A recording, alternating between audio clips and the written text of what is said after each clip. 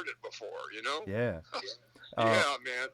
so So, on the topic of like the funk again, I mean, I'm personally a huge fan of the music that's come out of Oakland. I mean, you and Paul Jackson, Tower of Power, musicians that have come from there like Raphael Sadiq and Sheila E.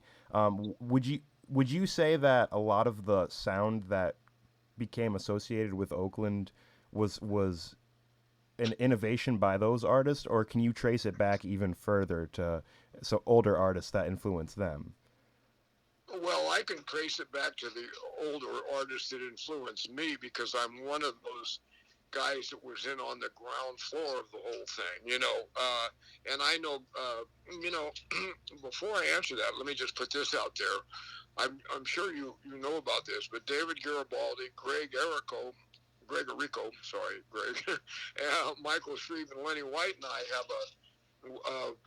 a group of people. We call ourselves the Stick People, and we interview Larry all kinds of people. We Antonio Sanchez, Billy Cobb, and we just speaking of Oakland, we just interviewed Larry Graham, and Oh, and then we have videos of us just talking trash. And but I know I'll say this.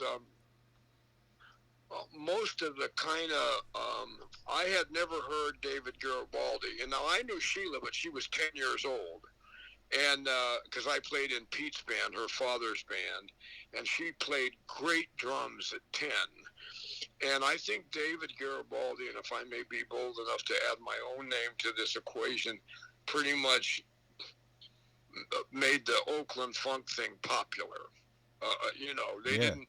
We didn't even call it anything. That was just how we played. Now, I'd never heard David, so when Garibaldi and I heard each other, we were both like, "What?"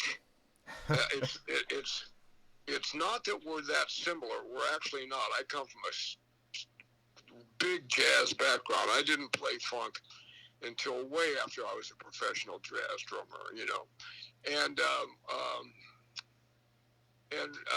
he got out of the big band in the service, and pretty much within a year or so was playing with the Tower.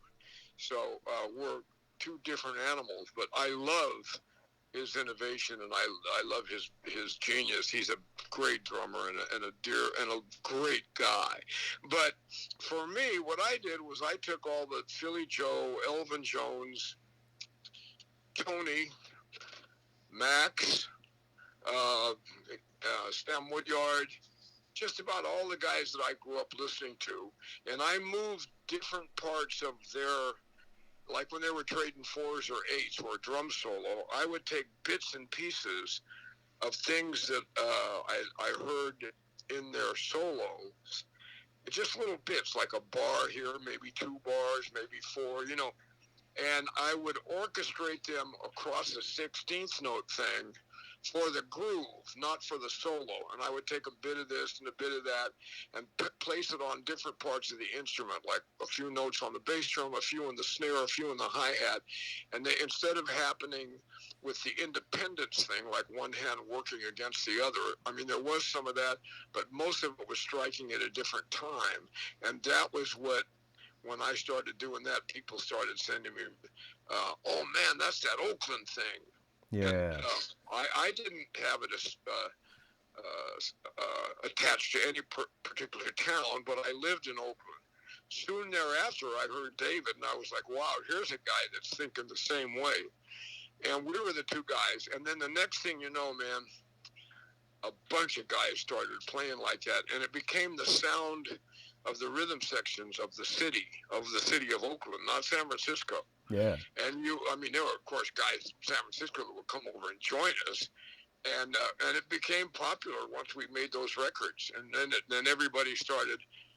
Uh, that's that Oakland thing, and so you know, also I was listening to Clyde Stubblefield and Jabbo and Melvin Parker for years, and I played in order to. I moved to Texas for a while, and I played a ton of blues gigs, so I got my shuffle together, you know, Yeah. and I would incorporate. And you know, when I grew up, rhythm and blues was on the AM radio. That's what you listened to. Jackie Wilson, uh, um, uh, Miracles. This is before James Brown got popular, you know. Yeah. And Robert Palmer, just Little Richard, all the so. That was my grade school music and also my high school music. So when I played a dance, we used to play the dance bands, and we played Duke Ellington, you know, Count Basie, Benny Goodman, and then it turned into playing this kind of stuff for the kids. So then, like I said, so I did have some experience playing this stuff, and I always had my own way of doing it because I was a jazz guy and I had good chops, so I could do these beats without really having to learn them. I could hear it and copy it right away. It wasn't a problem. Yeah. And when I moved to Texas, I played a hell of a lot of blues gigs. And so all of that information right there, coupled with, you know, Art Blakey, you know, Elvin, everything that I heard that I loved, Tootie Heath, Mickey Roker. Oh, and let's not leave out Mr. Red Clay, Lenny White, my dear friend, who also influenced. He was coming out to the Bay Area to play with a group called Azteca, and so he was influencing us on the jazz side, and we were influencing him on the funk side. Michael Shreve, Lenny, myself, Greg Arico, all of these guys Lenny was checking out, you know. Yeah. And so he took some of our stuff and ran it through his sensibility. And it was a very creative time. We were all coming up with grooves and ideas and new ways to look. A lot of it was inspired by Tony Williams, but these weren't jazz gigs. Like when I went with Herbie, he said, no, Mike, when I started playing like my fake Tony stuff, which I was really trying to be Tony Williams because I was young and, you know, didn't know any better. And even though I had a lifetime of bebop behind me, everybody jumped on Tony's thing when it became popular. So I tried to do that in the funk thing, and so did Dave Garibaldi. Yeah. So Dave and I always had that thing in common. Hey, man, I see you took that Tony thing and put it on the hi-hat, but we were putting backbeats in it, see? Yeah. So that's how, anyway, it was sort of a long-winded thing, sorry, but that's how it went